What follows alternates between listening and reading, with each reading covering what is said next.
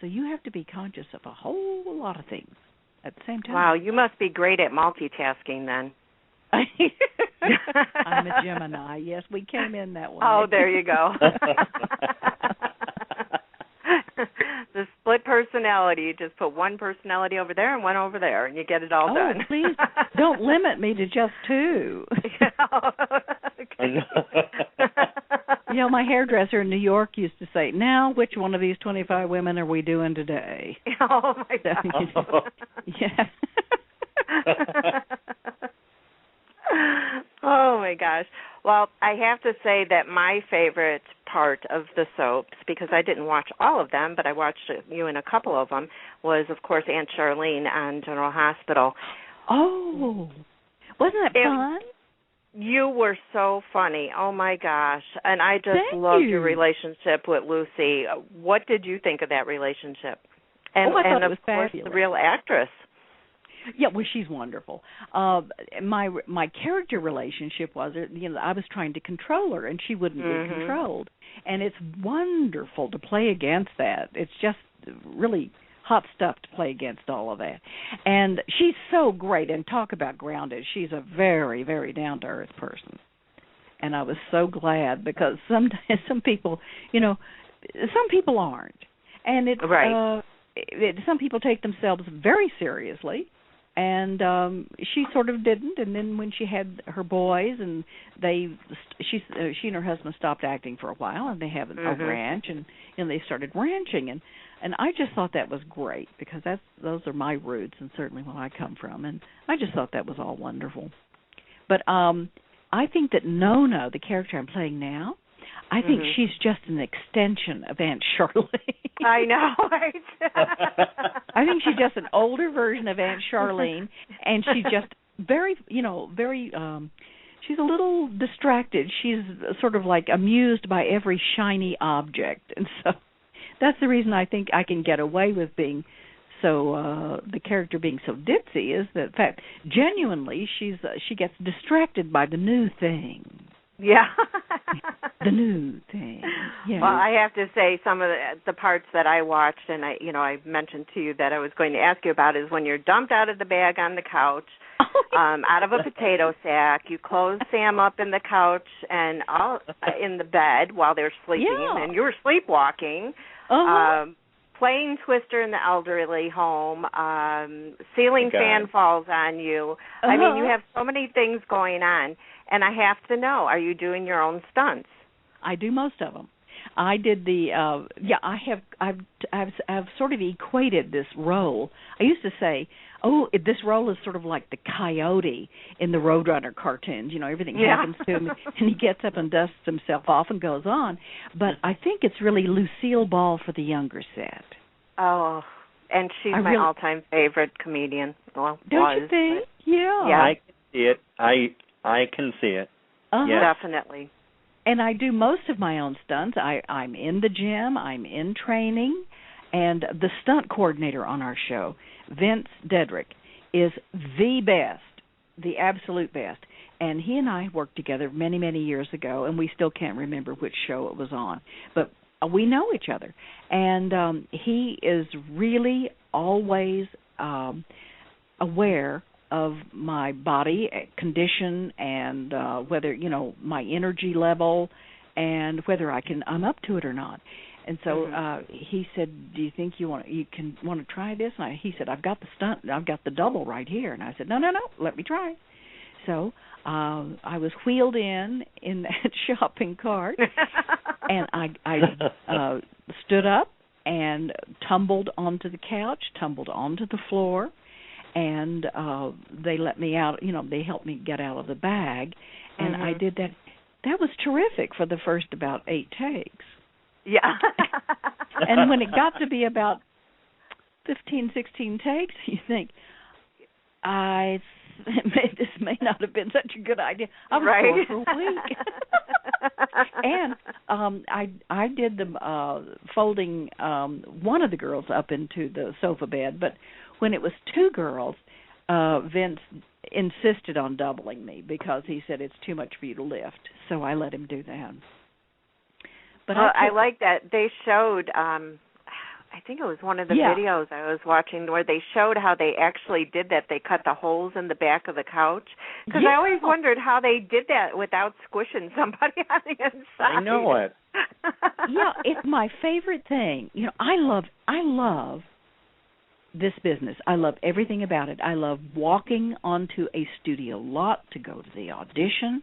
I don't very much like, you know, the butterflies in the stomach when you're reading and you burble a few words, but I love being near the prop shop where they're building things. And I came in to the theater on the costume deck because I could sew. So everybody quickly finds out what you can do, and they put you to work. So I just love everything about our business. I just love it. I love being around it. And to see how they cut the back out of that sofa, and very carefully they would fold those girls into it, and so they wouldn't, you know, get pinched or be hurt or anything. And it wasn't the easy, and to do it, those girls, my goodness, they have my admiration because they do their own stunts, most of their own stunts, and it's really hard. You know, it's hard physically, and they really do have to be agile and in shape. And they're the nicest girls to work with. They really are. You know, the thing is, it doesn't really matter how old you are if you have to do it take after take after take after take, you know. Yes. I invite anybody to do it and try it. No, that's why you do it and I don't. My God, I've had a career. I've been working in show business for 50 years.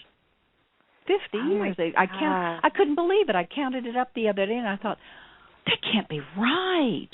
And I saw Carol Cook today, and she said, I still think of you as an ingenue. Sweet. My God. And you know what? You really don't even look much further than 50, so that says a lot. Don't. Oh, how nice of you. Can I adopt you? That really you? surprises me that you said 50 years now. Yes, you can. Yeah, I've been working 50 years. 50. Wow. 50. Yeah.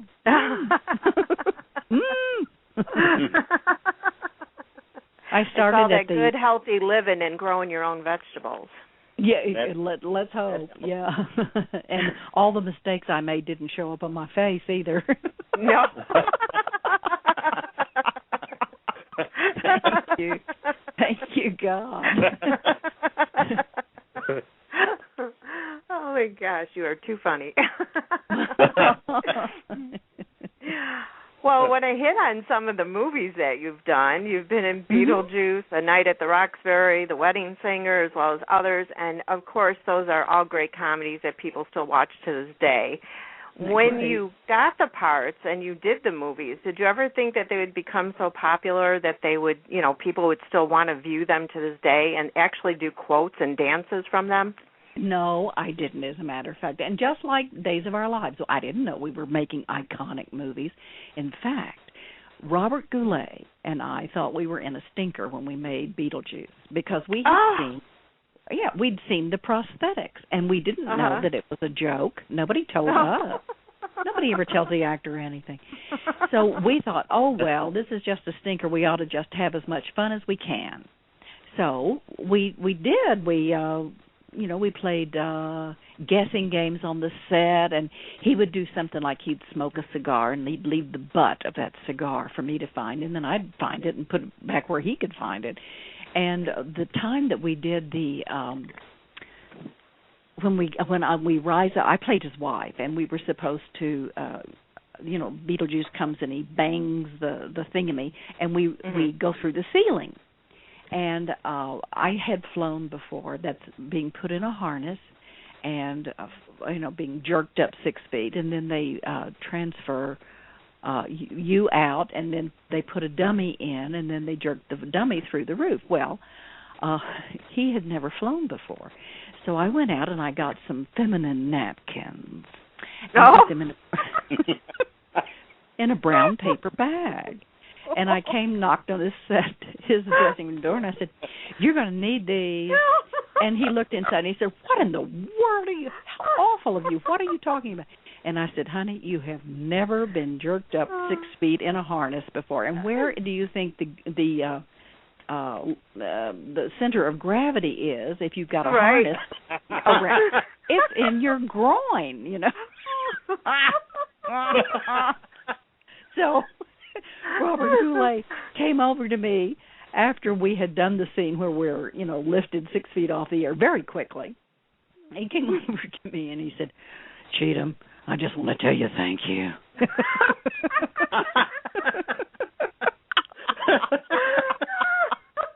Oh, God. That's funny. Oh, it's terrible funny.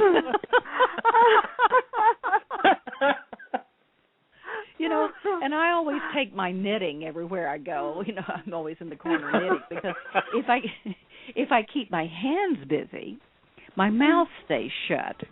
And that's very important on a set, to be quiet. Right. So I'm always knitting over in the corner, and he put that nasty old cigar in my knitting bag even. Oh, no. Yeah. Oh. Oh, no. What did you do to him? It was just great. Oh, gosh, it was wonderful. And we had we don't know. When you're making a film, you have no idea if it's going to be a hit or a stinker. Mm-hmm. No, you have no idea at all. And so whatever you can do to, make life pleasant and interesting while you're there is what you do. That is just too funny. My gosh, yeah. I can't even imagine being on a set with you. I would be laughing so hard I'd probably never be able to get my lines out. I couldn't keep it to myself either. Right? It's a great story. I bet even the camera guys and that, anybody that was around was laughing their heads off too. It's a good one. Here's a question here I love so much. Is there somebody I wanted to work with and never got the chance? I paid homage to Maggie Smith today because I probably will never get the chance to work with her. And I just adore her. I mean, I really am passionate about how much I love Maggie Smith and Judi Dench. She's a great actress. Oh, yeah. My goodness. And the character I read today was kind of arch and acerbic. And in Downton Abbey, I think Maggie Smith just wins the awards for doing that. She just flat out can cut a person off at the knees, and you feel as if you've been invited to tea. But I did that. I played that kind of character today, and I was so happy to do it. And I thought, nobody's going to know that I'm, doing her or anything. Doing Maggie, right?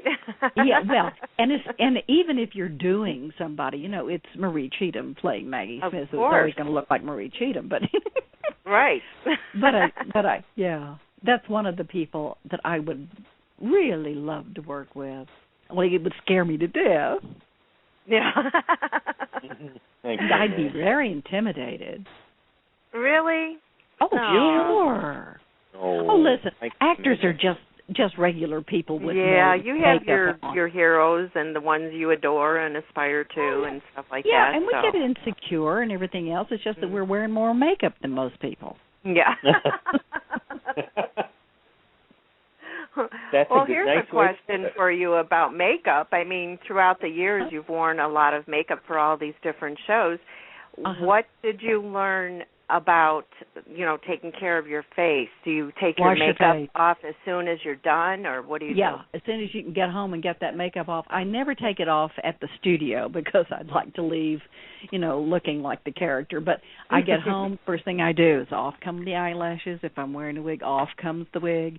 Clean that skin. Never go to bed with your makeup on. Never, never, never, never, never go to bed with your makeup on. Yeah. Ever. Because your skin is, my mother, oh my goodness, my mother wouldn't let me drive home with anybody from college. She said, your face is your fortune. I had to always take the bus. I mean, the Greyhound bus, for heaven's sakes. Oh, my gosh. Yeah.